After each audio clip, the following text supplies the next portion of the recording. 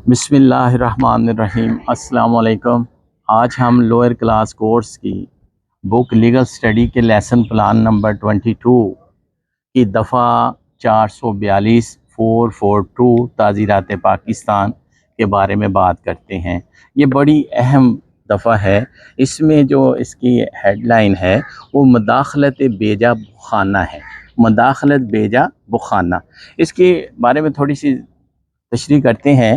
جو کوئی کسی ایسی عمارت، خیمہ یا کشتی جو انسانی بود و پاش کے طور پر آتی ہو، یا کسی عمارت میں جو عبادت گاہ یا مال کی حفاظت کے لیے کام میں آتی ہو، داخل ہونے یا ٹھہرے رہنے سے مداخلت بیجا مجرمانہ کا مرتکب ہو تو اس کا مداخلت بیجا بخانہ کرنا کہا جائے گا۔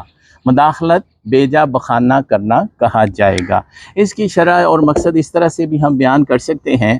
دفعہ ہاذا میں ایسی مداخلت کی تعریف کی گئی ہے جو رہائش گاہوں سے تعلق رکھتی ہے۔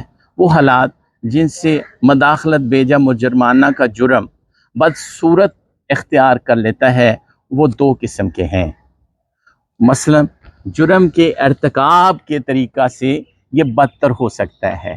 جرم کے ارتکاب کے طریقہ سے یہ بدتر ہو سکتا ہے، اور وہ مقصد جس کے لیے اس کا ارتکاب کیا جائے اس کو بدتر بنا دیتے ہیں۔ عمارت کیا ہے؟ عمارت ہر مقصد میں مختلف شے مراد لی جا سکتی ہے۔ میں ریپیٹ کر رہا ہوں، عمارت ہر مقصد میں مختلف شے مراد لی جا سکتی ہے۔ کس طرح سے ہے؟ عام فہم زبان میں یہ ایسی عمارت ہے جو اینٹ، گارا، پتھر وغیرہ کی دیواروں سے چنی گئی ہو اور اس پر چھت ڈالا گیا ہو۔ کسی جگہ کے گرد باڑ لگا دینے سے وہ عمارت نہ بن جائے گی۔ کوئی صحن، مویشیوں کا باڑا، ایسا باڑا جس کے گرد کانٹوں کی باڑ ہو، اور ایک ایسا ویڑا جو مال کی حفاظت کے لیے ہو، جو مال کی حفاظت کے لیے ہو، اور کوئی دکان عمارت قرار دیے گئے۔ بڑی چار دیواری میں گھرا ہوا صحن عمارت کی تعریف میں آتا ہے۔ میں ریپیٹ کر رہا ہوں، بڑی چار دیواری میں گھرا ہوا صحن عمارت کی تعریف میں آتا ہے۔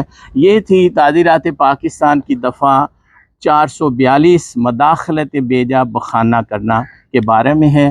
آپ اس کو اچھے طریقے سے پڑھیں اور یاد کریں۔ شکریہ۔